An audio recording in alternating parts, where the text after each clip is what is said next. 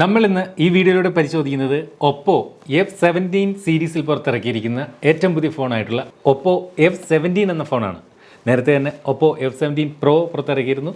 അത് നമ്മൾ 2-3 ദിവസം മുമ്പ് നമ്മുടെ ചാനലിലൂടെ അൺബോക്സ് ചെയ്തിരുന്നതാണ്. ഇന്ന് ആ സീരീസിലെ ഒപ്പോ F17 എന്ന ഫോണിൻ്റെ വിശേഷങ്ങൾ നമുക്ക് പരിശോധിക്കാം.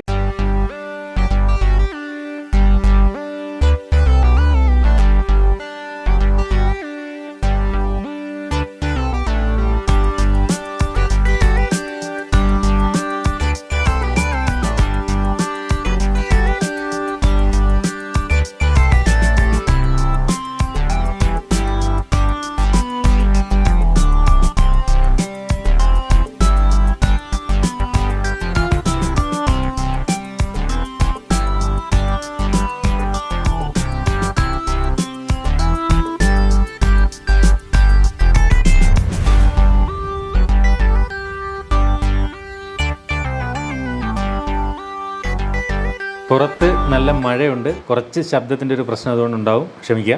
എനിവേ, ഈ ഒരു ഫോണിൻ്റെ ബോക്സിൻ്റെ പുറത്ത് നോക്കിക്കഴിഞ്ഞാൽ നമ്മൾ ഇതുപോലെ ഒപ്പോ എന്നും 6GB RAM 128GB internal memory variant ആണെന്നും ഒപ്പോ F17 എന്ന പേരും എഴുതിയിട്ടുണ്ട്. ബാക്കിലേക്ക് വരുമ്പോൾ അൾട്രാ സ്ലീക്ക് ലെതർ ഫീൽ ബോഡിയാണെന്നും 30 വാട്ടിൻ്റെ flash charging support, OLED display ആണെന്നും ഫിംഗർ പ്രിൻ്റ് സംവിധാനം ഉണ്ട് എന്നും ഉള്ള ഡീറ്റെയിൽ ഒക്കെ കൊടുത്തിട്ടുണ്ട്. 6GB 128GB, അതുപോലെ മെയ്ഡ് ഇൻ ഇന്ത്യ ആണെന്ന് എഴുതിയിട്ടുണ്ട്.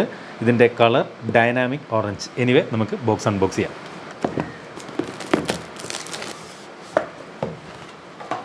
യെസ്, അപ്പോൾ ധൈര്യം നമ്മുടെ സ്മാർട്ട് ഫോൺ അത് തൽക്കാലം മാറ്റി വയ്ക്കാം. വേറെ ബോക്സിനകത്ത് എന്തൊക്കെയുണ്ടെന്ന് നോക്കാം. Sim ejector pin, user guide, warranty papers, TPU back case, 30 വാട്ടിൻ്റെ VOOC fast charger, type C cable, 3.5mm headset. സാധാരണ ഇപ്പോൾ വരുന്ന മിക്ക ഫോണുകളിലും ഹെഡ്സെറ്റ് കൊടുക്കാറില്ല, പക്ഷേ ഒപ്പോ എന്ന ബ്രാൻഡ് അങ്ങനെ ചെയ്യുന്നുണ്ട്, വലിയ കാര്യം. അപ്പോൾ നമുക്ക് ഈ ബോക്സൊക്കെ അടച്ചു വയ്ക്കാം, ഫോണിലേക്ക് വരാം. അപ്പോൾ ഇതായിരിക്കും നമ്മുടെ ഒപ്പോ F17. ഈ ഒരു പ്ലാസ്റ്റിക് കവറിനകത്ത് പോലും അതിൻ്റെ സ്പെസിഫിക്കേഷൻ ഡീറ്റെയിൽസ് എഴുതിയിട്ടുണ്ട്. നല്ല അടിപൊളി ഡിസൈൻ, കാഴ്ചയ്ക്ക് തന്നെ നല്ല ഒരു ലുക്ക്, നല്ല അടിപൊളി കളർ. നോക്കി, നല്ല ഓറഞ്ച് കളർ. ഈ ഒരു ഫോൺ പ്രധാനമായിട്ടും 3 കളർ വേരിയൻ്റ് ഉണ്ട് എന്ന് ഈ ഒരു ഫോൺ കയ്യിലേക്ക് ലഭിക്കുന്നതിന് മുമ്പ് ഒപ്പം എനിക്ക് അയച്ചു തന്ന അതിൻ്റെ ഒരു സ്പെക് ഷീറ്റ് കണ്ടപ്പോൾ മനസ്സിലായി. അതിൽ നിന്ന് ആ ഒരു കളർ വേരിയൻറ്റിൽ ഈ ഓറഞ്ച് കളർ തന്നെ നമുക്ക് നിങ്ങളെ പരിചയപ്പെടുന്ന ലഭിക്കണമെന്ന് മനസ്സുകൊണ്ട് ആഗ്രഹിക്കുകയും ചെയ്തിരുന്നതാണ്. അതുപോലെ തന്നെ എന്തായാലും ആ ഒരു ഓറഞ്ച് കളർ തന്നെ കിട്ടി. മാത്രമല്ല, ഇവിടെ ഒരു ഒപ്പോ എന്നൊക്കെയുള്ളൊരു ബാഡ്ജിങ് ഒക്കെ കൊടുത്തിട്ടുണ്ട്. അതൊക്കെ ഒരു സാധാരണ ഒപ്പോ ഫോണുകളിൽ നിന്ന് വ്യത്യസ്തമായിട്ടുള്ളൊരു സ്റ്റൈലിങ്ങിലാണ് കൊടുത്തിരിക്കുന്നത്. ഇത് ഒപ്പോയുടെ ഒരു പ്രീമിയം ഫോണായിട്ടുള്ള Oppo Find X2, Oppo Find X2 Pro, അതിൻ്റെയൊക്കെ ഒരു ബാക്ക് ഡിസൈൻ സമാനമായിട്ടാണ് ഒപ്പോ F17 ഇതുപോലെ അണിയിച്ചൊരുക്കിയിരിക്കുന്നതെന്ന് പറയണം. നല്ല മികച്ച ഒരു ഡിസൈൻ, കാഴ്ചയ്ക്ക് നല്ല ഒരു ലുക്ക് ഈ ഒരു ഫോൺ നൽകുന്നുണ്ട്.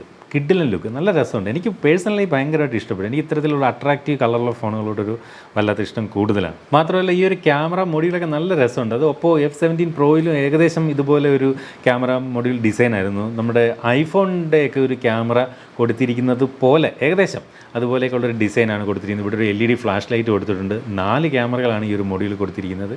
മൊത്തത്തിൽ ഓവറോൾ ഇതിൻ്റെ ഒരു ഡിസൈൻ കാണാൻ നല്ല ലുക്ക്, പറയാതെ വയ്യ. വലത് സൈഡിൽ പവർ ബട്ടൺ, താഴെ 3.5mm audio jack, noise cancellation mic, USB Type C port, speaker grill, ഇടതുവശത്ത് സിം ട്രേ, വോളിയം റോക്കേഴ്സ്, മുകളിൽ സെക്കൻഡറി നോയ്സ് ക്യാൻസലേഷൻ മൈക്ക്. അടുത്തായിട്ട് ഇതിൻ്റെ സിം ട്രേ ഏത് ടൈപ്പാണെന്ന് നമുക്ക് നോക്കാം. യെസ്, ട്രിപ്പിൾ കാർഡ് സ്ലോട്ടാണ്. ഒരേ സമയം 2 സിം കാർഡുകൾ, ഒരു മെമ്മറി കാർഡ് കൊണ്ട് തന്നെയും ഈ ഒരു ഫോണിനകത്ത് നമുക്ക് ഉപയോഗിക്കാനാകും. ഫോണിൻ്റെ പുറത്തെ കാര്യങ്ങളെല്ലാം കണ്ടു കഴിഞ്ഞു. ഇനി നമുക്കൊന്ന് ഫോൺ ഓൺ ചെയ്ത് നോക്കാം. ആ ഒരു സമയം കൊണ്ട് നമ്മുടെ ചാനൽ നിങ്ങൾ ഇനിയും സബ്സ്ക്രൈബ് ചെയ്തിട്ടില്ലെങ്കിൽ ഇപ്പോൾ തന്നെ സബ്സ്ക്രൈബ് ചെയ്യാനും സമയമുണ്ട്. യെസ്, ഓൺ ചെയ്യുമ്പോൾ തന്നെ ഒപ്പോ എന്നും പവേർഡ് ബൈ ആൻഡ്രോയിഡ് എന്നും എഴുതി കാണിക്കുന്നു. വളരെ സ്ലീക്കായിട്ടുള്ളൊരു ഡിസൈനാണ് ഇവിടെ ഒപ്പോ F17 കൊടുത്തിരിക്കുന്നത്. ഇതിൻ്റെ തിക്നെസ് എന്ന് പറയുന്നത് വെറും 7.45 mm മാത്രമാണ്. ഏകദേശം 0.03 mm ഒപ്പോ F17 Proയേക്കാൾ കുറവാണ് ഈ ഒരു ഫോണിന്. അപ്പോൾ ചുരുക്കി പറഞ്ഞാൽ ഒപ്പോ F17 Proയേക്കാളും കുറച്ചുകൂടെ തിക്നെസ് കുറഞ്ഞ ഒരു ഫോൺ തന്നെയാണ് ഒപ്പോ F17. അതുപോലെ ഇതിൻ്റെ ഒരു വെയ്റ്റിൻ്റെ കാര്യം പറഞ്ഞാലും ഇത് വെറും 163 ഗ്രാം മാത്രമാണ് ഭാരം.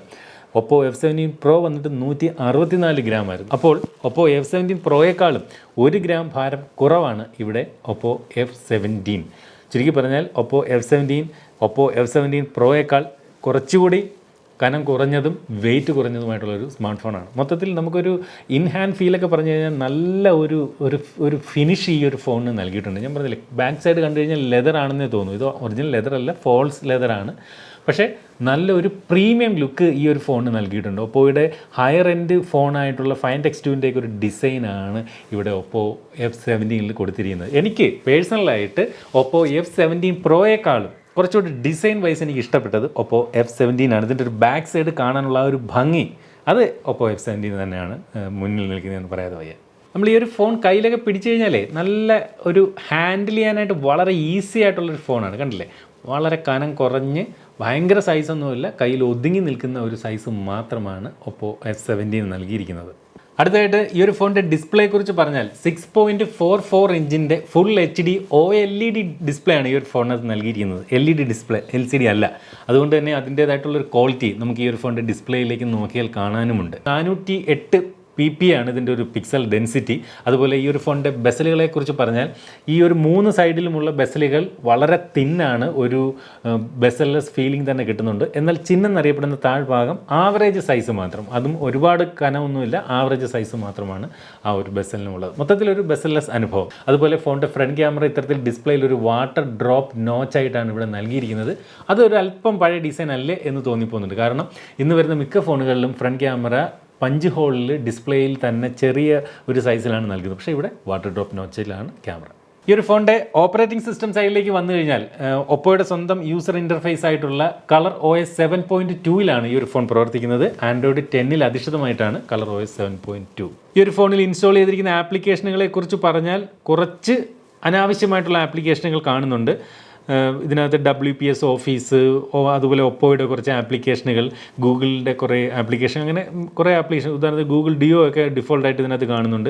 പിന്നെ ഡോഗ് വോൾട്ട് എന്ന് പറയുന്നൊരു ആപ്ലിക്കേഷൻ ഇപ്പോൾ ഒപ്പോ ഫോണുകളിലും റിയൽമി ഫോണുകളിലും കാണപ്പെടുന്നുണ്ട്. അതെന്താണെന്ന് വെച്ച് കഴിഞ്ഞാൽ നമുക്ക് നമ്മുടെ ഗവൺമെൻറ് ഐഡികളൊക്കെ ഇതിനകത്ത് ഈ ഒരു ഡോഗ് വോൾട്ടിനകത്ത് നമുക്ക് ഡൗൺലോഡ് ചെയ്ത് ഓൺലൈനിൽ സൂക്ഷിക്കാൻ സാധിക്കും. അപ്പോൾ നമുക്ക് അതിൻ്റെ ഹാർഡ് കോപ്പി നമ്മൾ കയ്യിൽ കൊണ്ട് നടക്കേണ്ട ആവശ്യം വരുന്നില്ല. അത്തരം ഒരു ആപ്ലിക്കേഷൻ ഉണ്ട്. അങ്ങനെ കുറച്ച് ആപ്ലിക്കേഷനുകൾ ഇതിനകത്ത് അധികമായിട്ട് ഇൻസ്റ്റാൾ ചെയ്തിരിക്കുന്നതായിട്ട് കാണാം.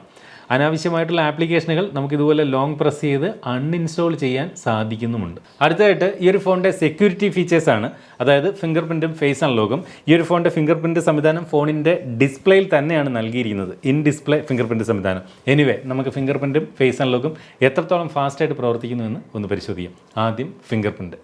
ഇപ്പോൾ ഫോണിൻ്റെ ഡിസ്പ്ലേ ഓഫാണ്. ഞാൻ പവർ ബട്ടൺ പ്രസ് ചെയ്ത് ഡിസ്പ്ലേ വേക്കപ്പ് ചെയ്തു, അൺലോക്കായി.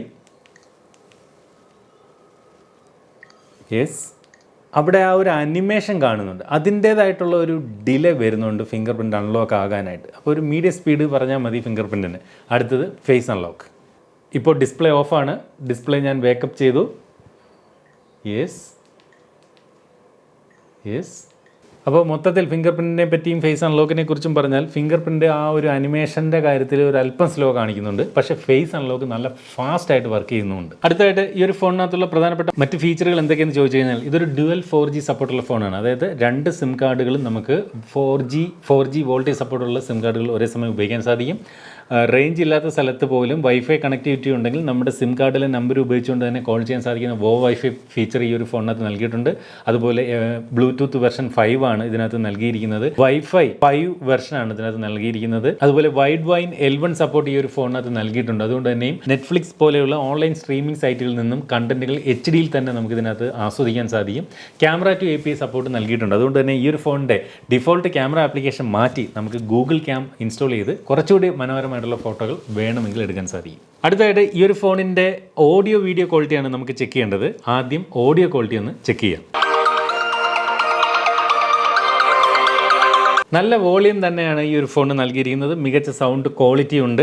അതുപോലെ ഫോണിൻ്റെ താഴ്ഭാഗത്തായിട്ടാണ് മോണോ സ്പീക്കറാണ് നൽകിയിരിക്കുന്നത്. ഒരൊറ്റ സ്പീക്കറേ ഉള്ളൂ. അതുകൊണ്ട് തന്നെയും അതുപോലെ സൗണ്ട് ക്വാളിറ്റിയിൽ മറ്റ് പ്രശ്നങ്ങളൊന്നുമില്ല. ഞാൻ ഫുൾ വോളിയം വെച്ച് നോക്കി, സ്പീക്കറിൽ നിന്ന് കരകരപ്പോ ഡിസ്റ്റോർഷനോ അങ്ങനെയുള്ള പ്രശ്നങ്ങളൊന്നും തന്നെയല്ല. മികച്ച ലൗഡായിട്ടുള്ള സൗണ്ട് ക്വാളിറ്റി. അടുത്തത് വീഡിയോ ക്വാളിറ്റി. ഡിസ്പ്ലേ ക്വാളിറ്റി മനോഹരം തന്നെയാണ്, മികച്ച വീഡിയോ ക്വാളിറ്റി തന്നെ നൽകുന്നുണ്ട്. ഇതൊരു OLED ഡിസ്പ്ലേ ആണ്, അതുകൊണ്ട് തന്നെ മികച്ച ഒരു ഡിസ്പ്ലേ ഈ ഒരു ഫോൺ നൽകുന്നുണ്ട്. ഈ LED ഡിസ്പ്ലേക്കുള്ള ഗുണം നമ്മൾ പല വീഡിയോകളിലും പറയുന്നതാണ്, ഈ ബ്ലാക്ക് എല്ലാം നല്ല ഷാർപ്പ് ബ്ലാക്ക് ആയിട്ട് തന്നെ കാണും. പക്ഷേ LCD ആണെങ്കിൽ അവിടെ ഒരു വൈറ്റ് ടോൺ കയറി വരും. പക്ഷേ ഇത് നല്ല പ്യുവർ ബ്ലാക്ക് ഭാഗങ്ങൾ ബ്ലാക്കായിട്ട് തന്നെ, പ്യുവർ ബ്ലാക്കായിട്ട് തന്നെ കാണുന്നുണ്ട്. മികച്ച വീഡിയോ ക്വാളിറ്റി ഈ ഒരു ഫോൺ നൽകുന്നുണ്ട്. അടുത്തായിട്ട് ഫോണിൻ്റെ പെർഫോമൻസ് സൈഡ്. ഈ ഒരു ഫോണിനകത്ത് നൽകിയിരിക്കുന്ന പ്രോസസ്സർ സ്നാപ്ഡ്രാഗൻ്റെ 662 എന്ന പ്രോസറാണ് നൽകിയിരിക്കുന്നത്. നമ്മൾ ഇന്നിവിടെ പരിശോധിക്കുന്ന ഈ ഒരു phone 6GB 128GB internal memory variant ആണ്. ഈ ഒരു ഫോൺ പ്രധാനമായിട്ടും 2 വേരിയൻറ്റുകളിലാണ് ലഭ്യമാവുക. 6GB RAM 128GB internal memory വേരിയൻറ്റും 8GB RAM 128GB internal memory വേരിയൻറ്റും. അതുപോലെ ഈ ഒരു ഫോണിനകത്ത് നൽകിയിരിക്കുന്ന റാം LPDDR4X റാമാണ്. അത് സാധാരണ റാമിൽ നിന്നും ഒരു 50% അതിൻ്റെ ഒരു പെർഫോമൻസ് കൂടുതലായിരിക്കും. അടുത്തതായിട്ട് ഫോണിൻ്റെ ക്യാമറ ഡിപ്പാർട്ട്മെൻറ്റിലേക്ക് വന്നു കഴിഞ്ഞാൽ ഫോണിൻ്റെ ബാക്ക് സൈഡിൽ പ്രധാനമായിട്ടും 4 ക്യാമറകളാണ് ഉള്ളത്. ഇവിടെ പ്രൈമറി ക്യാമറ വന്നിട്ട് 16 മെഗാ പിക്സലിൻ്റെ സെൻസറാണ് നൽകിയിരിക്കുന്നത്. എന്നാൽ ഒപ്പോ F17 പ്രോയിൽ ഇത് 48 മെഗാ പിക്സലിൻ്റെ ക്യാമറയായിരുന്നു. പിന്നീടുള്ള ബാക്കി 3 ക്യാമറകളും ഒപ്പോ F17 പ്രോയ്ക്ക് സമാനമാണ്, ഒരു വ്യത്യാസവും അവിടെ വന്നിട്ടില്ല. 8 മെഗാ പിക്സലിൻ്റെ ഒരു വൈഡ് ആംഗിൾ ക്യാമറയും പിന്നീടുള്ള 2 സെൻസറുകൾ 2 മെഗാ പിക്സലിൻ്റെ വീതമുള്ള 2 മോണോ സെൻസറുകളുമാണ്. അപ്പോൾ ഈ അവസാനത്തെ 3 ക്യാമറകൾ ഒപ്പോ F17 പ്രോയ്ക്ക് സമാനം. പ്രൈമറി ക്യാമറയിൽ മാത്രമേ ഒപ്പോ F17 പ്രോയിൽ നിന്ന് വ്യത്യാസം വരുന്നുള്ളൂ. ഒപ്പോ F17 പ്രോയിൽ 48, ഇവിടെ 16 മെഗാ പിക്സൽ. ഇനി ഫ്രണ്ട് ക്യാമറയിലേക്ക് വന്നു കഴിഞ്ഞാൽ ഒപ്പോ F17 പ്രോയിൽ 2 ക്യാമറകൾ ഉണ്ടായിരുന്നു. 16 മെഗാ പിക്സലിൻ്റെ പ്രൈമറി ക്യാമറയും 2 മെഗാ പിക്സലിൻ്റെ ഒരു ഡെപ്ത് സെൻസറും ഒപ്പോ F17 പ്രോയിൽ ഉണ്ടായിരുന്നുവെങ്കിൽ ഇവിടെ ഒരൊറ്റ ക്യാമറയേ ഉള്ളൂ. 16 മെഗാ പിക്സലിൻ്റെ ക്യാമറ ഫ്രണ്ട് ക്യാമറയായിട്ട് നൽകിയിട്ടുണ്ട് ഈ ഒരു ഫോണിൽ. ഈ ഒരു ഫോണിൻ്റെ ബാക്ക് ക്യാമറ ഉപയോഗിച്ചുകൊണ്ട് നമുക്ക് മാക്സിമം റെസൊല്യൂഷനിൽ 1080p വരെയുള്ള വീഡിയോകളെ ഷൂട്ട് ചെയ്യാൻ സാധിക്കുകയുള്ളൂ. 4K shoot ചെയ്യാനാകില്ല.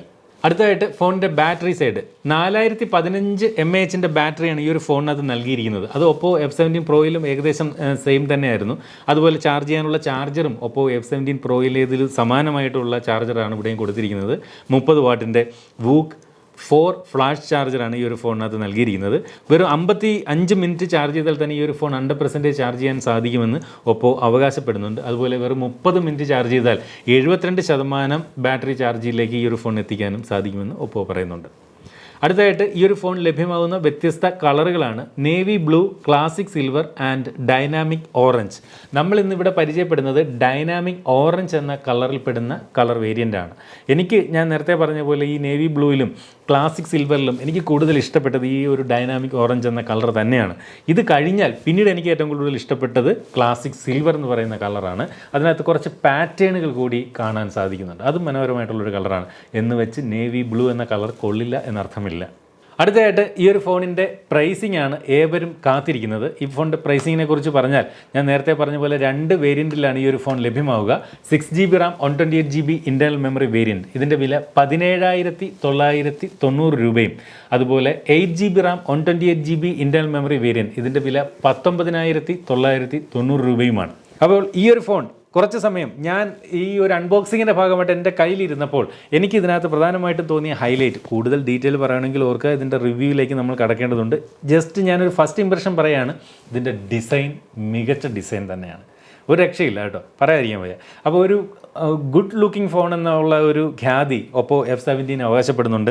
അതുപോലെ മികച്ച ഒരു ഡിസ്പ്ലേ നൽകുന്നുണ്ട്. നല്ല OLED ഡിസ്പ്ലേ തന്നെയാണ് ഈ ഒരു ഫോണിനകത്ത് നൽകിയിരിക്കുന്നത്. അതൊരു മികച്ച ഡിസ്പ്ലേ ആണ്. ഇനി ഇതിൻ്റെ ക്യാമറ ക്വാളിറ്റി, ഇതിൻ്റെ ഗെയിമിംഗ് പെർഫോമൻസ്, അങ്ങനെയുള്ള കാര്യങ്ങളൊക്കെ നമുക്കൊന്ന് പരിശോധിക്കേണ്ടിയിരിക്കുന്നു. ഇത് ജസ്റ്റ് ഒരു അൺബോക്സിങ് മാത്രം. കൂടുതൽ ഉപയോഗിച്ചിട്ട് റിവ്യൂമായിട്ട് നമ്മുടെ ചാനലിൽ തന്നെ നമ്മൾ ഇതിൻ്റെ വീഡിയോ ചെയ്യുന്നതായിരിക്കും. നിങ്ങൾ ചെയ്യേണ്ടത് ഒരൊറ്റ കാര്യം മാത്രം, നമ്മുടെ ചാനൽ ഇനിയും സബ്സ്ക്രൈബ് ചെയ്തിട്ടില്ലെങ്കിൽ ഇപ്പോൾ തന്നെ സബ്സ്ക്രൈബ് ചെയ്ത് ഈ ഒരു ചാനൽ പിന്തുടരുക.